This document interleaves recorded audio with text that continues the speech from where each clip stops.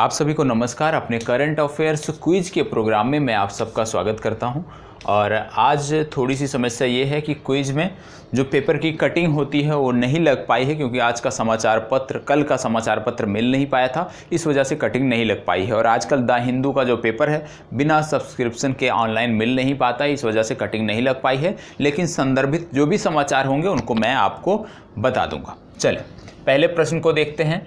पहला प्रश्न कह रहा है कि हाल ही में, ध्यान दीजिएगा, प्रश्न जो भी प्रश्न है बहुत ही अच्छे हैं, तो आपको प्रयास करना है कि आपको साथ साथ नोट डाउन करते जाना है। और इस तरह के प्रश्न पूछे जाते हैं आपकी परीक्षा में, विशेषकर आईएएस की परीक्षा में। और क्विज का जो लक्ष्य है आईएएस परीक्षा को कवर करना। कह रहा है नासा के मंगल टोही ऑर्बिटर ने हाई राइज कैमरे से मंगल ग्रह पर ड्रैगन जैसी तस्वीर को कैप्चर किया है। दूसरा कह रहा है high rise camera ball aerospace and technology corporation द्वारा बनाया गया है। अब इनमें से कौन सा कथन सत्य है? ये प्रश्न और संदर्भों में भी पूछा जा सकता है। आपसे ये भी पूछ सकता है कि हाल ही में किस स्पेस एजेंसी द्वारा मंगल ग्रह पर ड्रैगन जैसी तस्वीर कैप्चर की गई, तो ये भी आपको पता होना चाहिए। तो आपको बता दें कि नासा का जो मंगल टोही ऑर्बिटर है उसमें जो हाई राइज कैमरा लगा हुआ है उसके माध्यम से मंगल ग्रह पर चट्टानों पर एक ड्रैगन जैसी तस्वीर पाई गई है। एक रेड कलर की ड्रैगन जैसी तस्वीर चट्टानों पर उकेरी हुई दिखती है। तो इसका क्या है कि भाई नासा का ही मंगल टोही ऑर्बिटर है जिसके हाई राइज कैमरे ने मंगल ग्रह पर ड्रैगन जैसी तस्वीर को कैप्चर किया है। दूसरा कथन कह रहा है कि high rise camera ball aerospace and technology corporation द्वारा बनाया गया है। यह भी सत्य है। आपको बता दें कि जो हाई राइज कैमरा है जिसके माध्यम से, उसमें हाई रेजोल्यूशन होता है, जिसके माध्यम से वो पिक्चर ली गई, उसको बनाने वाली कंपनी है ball aerospace and technology corporation. तो इसका ए और बी मतलब दोनों कथन सत्य हैं, तो सी विकल्प इसका सही उत्तर है। ठीक है। अब आपको ये कभी नहीं भूलना है कि किस स्पेस एजेंसी द्वारा ड्रैगन की तस्वीर को कैप्चर किया गया। ड्रैगन जैसी तस्वीर को कैप्चर किया गया तो नासा के द्वारा किया गया। ठीक है, चलिए आगे बढ़ते हैं। दूसरा प्रश्न महत्वपूर्ण प्रश्न है, ठीक है, इसको भी ध्यान से देखिएगा। कह रहा है अल्बर्टा म्यूजियम निम्नलिखित कथनों में सत्य कथन की पहचान करें। ऐतिहासिक अल्बर्ट हॉल संग्रहालय राजस्थान के जोधपुर शहर में है।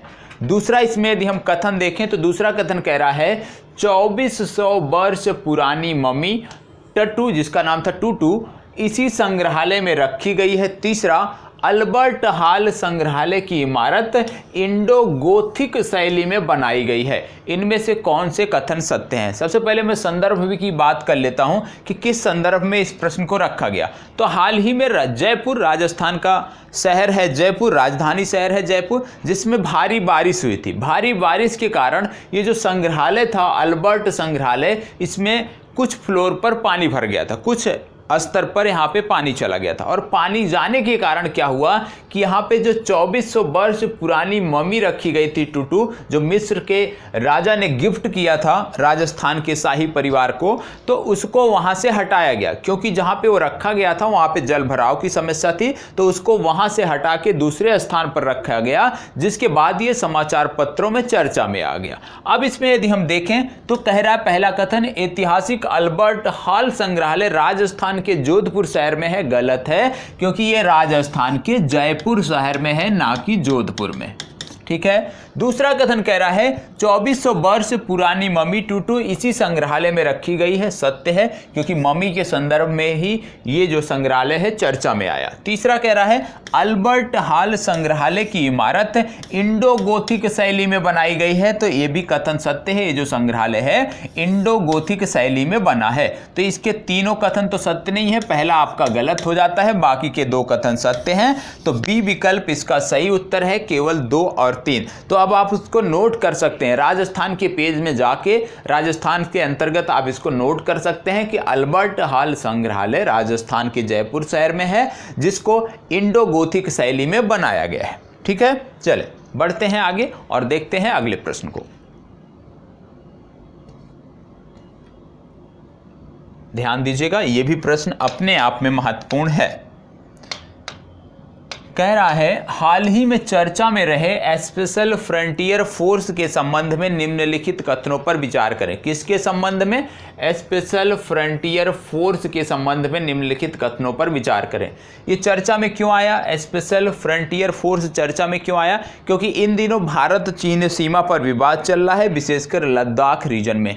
तो लद्दाख रीजन में हाल ही में स्पेशल फ्रंटियर फोर्स को कुछ क्षेत्रों में तैनात किया गया है। जो दुर्गम क्षेत्र थे वहां पे स्पेशल फ्रंटियर फोर्स को तैनात किया गया है। ये पहली बार नहीं है कि स्पेशल फ्रंटियर फोर्स की चर्चा की गई है। इससे पहले जब स्वर्ण मंदिर में हमला हुआ था उस दौरान भी इस फोर्स ने काम किया था, कारगिल युद्ध के दौरान भी काम किया था, भारत पाकिस्तान युद्ध के दौरान भी काम किया था। तो बहुत सारे मोर्चों पर स्पेशल फ्रंटियर फोर्स ने अपने आप को साबित किया है। ठीक है, तो ये एक स्पेशल बटालियन है जिसको विकास बटालियन के नाम से जाना जाता है। तो ये कथन आपका सत्य है। दूसरा, यह बटालियन कैबिनेट सचिवालय के दायरे में आती है, ये भी सत्य है, याद रखिएगा। ज़्यादातर जो बटालियन है हमारी इस तरह की, जैसे केंद्रीय पुलिस बल जैसे हमारा आता है, तो ज़्यादातर जो बटालियन है वो गृह मंत्रालय के अंतर्गत आते हैं। लेकिन यहाँ पे आपको देखने को मिलेगा कि ये जो बटालियन है, स्पेशल बटालियन, ये आपकी आती है कैबिनेट सचिवालय के दायरे के अंतर्गत। तो ये याद रखिएगा कि ये बटालियन कैबिनेट सचिवालय के अंतर्गत आती है। तो इसके दोनों कथन सही है, मतलब सी विकल्प इसका सही उत्तर है। चलिए बढ़ते हैं आगे और देखते हैं अगले प्रश्न को। कह रहा है एमनेस्टी इंटरनेशनल के संबंध में सत्य कथन की पहचान करें। एमनेस्टी इंटरनेशनल के संबंध में आपको सत्य कथन की पहचान करना है। ये जो शब्द है एमनेस्टी इंटरनेशनल, आपने नाम अक्सर सुना होगा एमनेस्टी इंटरनेशनल का, नहीं सुना है तो मैं आपको आज बता देता हूं। अब कह रहा है कि इनमें से कौन से इससे संबंधित हैं? या संयुक्त राष्ट्र का पर्यावरण संरक्षण पर कार्य कर रहा है एक संगठन है, मानवाधिकारों पर कार्य कर रहा है एक एनजीओ, या मनी लॉन्ड्रिंग से निपटने के लिए अंतर सरकारी संगठन। तो आपको बता दें कि ये जो एमनेस्टी इंटरनेशनल है ये मानवाधिकारों पर कार्य करने वाला एक एनजीओ है। तो इसका सही जवाब हो गया केवल 2, मतलब बी विकल्प इसका सही उत्तर है। चर्चा में क्यों है? क्योंकि आप समझते हैं दिल्ली में कुछ महीनों पहले दंगे हुए थे, लॉकडाउन के पहले दिल्ली में दंगे हुए थे, और जो दिल्ली में दंगे हुए थे वहाँ पे एमनेस्टी इंटरनेशनल ने बताया है कि किस प्रकार से दिल्ली पुलिस की जो भूमिका थी संदिग्ध थी, किस प्रकार से दिल्ली पुलिस संदेह के घेरे में है, और किस प्रकार वहां पे एक समुदाय विशेष के मानवाधिकारों का हनन किया गया, मानवाधिकारों का उल्लंघन किया गया। उसी पर एमनेस्टी इंटरनेशनल ने एक रिपोर्ट प्रकाशित किया जिसका दिल्ली पुलिस ने विरोध किया, और इसके बाद से ये आपके चर्चा में है। तो याद रखिएगा एमनेस्टी इंटरनेशनल मानवाधिकारों पर कार्य करने वाला एक एनजीओ है। चलिए बढ़ते हैं आगे और आज के लास्ट प्रश्न को देखते हैं। और लगातार ये प्रश्न प्रत्येक वर्ष पूछा गया है, किसी ना किसी परीक्षा में पूछा गया है। चलिए देख लेते हैं क्या कह रहा है। प्रश्न कह रहा है हमारा कि निम्नलिखित कथनों में सत्य कथन की पहचान करें। राष्ट्रीय वायु गुणवत्ता सूचकांक को आसपास के क्षेत्र में वायु गुणवत्ता की जानकारी के लिए लॉन्च किया गया। मतलब राष्ट्रीय गुणवत्ता जो सूचकांक है वो आसपास के क्षेत्रों में वायु प्रदूषण की गुणवत्ता की जानकारी के लिए लॉन्च किया गया। ठीक है। दूसरा कह रहा है यह देश भर की प्रमुख शहरी केंद्रों में वास्तविक समय के आधार पर हवा की गुणवत्ता की निगरानी के लिए शुरू किया गया। ये भी सही है। तीसरा कह रहा है इसके माध्यम से वायु प्रदूषण की जांच 8 प्रदूषकों के आधार पर की गई है। अब ये जो 8 प्रदूषक हैं ये आपको पता होना चाहिए, और ये लगातार पिछले 3 से 4 वर्षों में चर्चा में है। तो आपको पता होगा कि 8 प्रदूषक कौन कौन से हैं, जिसमें पार्टिकुलेट मैटर हो जाएंगे, सल्फर डाइऑक्साइड आ जाएगा। तो इस तरह के 8 प्रदूषक इसमें सम्मिलित हैं, उनके बारे में आपको पता होना चाहिए। तो इसमें यदि हम देखें तो डी विकल्प सभी कथन आपके सत्य प्रतीत होते हैं। तो इसकी चर्चा क्यों किया गया? क्योंकि कुछ क्षेत्रों में अब लॉकडाउन के बाद से एक बार फिर से वायु की जो गुणवत्ता है वो कमज़ोर हो रही है, वो क्षीण हो रही है, जिसके बाद से एक रिपोर्ट आई थी, उसी पर आधारित ये आपका प्रश्न था। तो उम्मीद करता हूँ जो भी प्रश्न हैं कुछ महत्वपूर्ण मुद्दे आपको मिले होंगे, उनको आप नोट करते जाइएगा। जैसे अभी आपने देखा था जयपुर के संग्रहालय के बारे में, तो उसको आप अवश्य नोट कर लीजिएगा। कला और संस्कृति की दृष्टि से भी वो महत्वपूर्ण है और पूछा जा सकता है। ठीक है, तो यहीं पे अपनी चर्चा को विराम देते हैं और फिर मिलेंगे कल टू द पॉइंट के कार्यक्रम में या अपने क्विज के कार्यक्रम में। तब तक के लिए इसी प्रकार बने रहें। यदि अच्छा लगता हो तो प्लीज़ लाइक, शेयर और कमेंट अवश्य करें। धन्यवाद।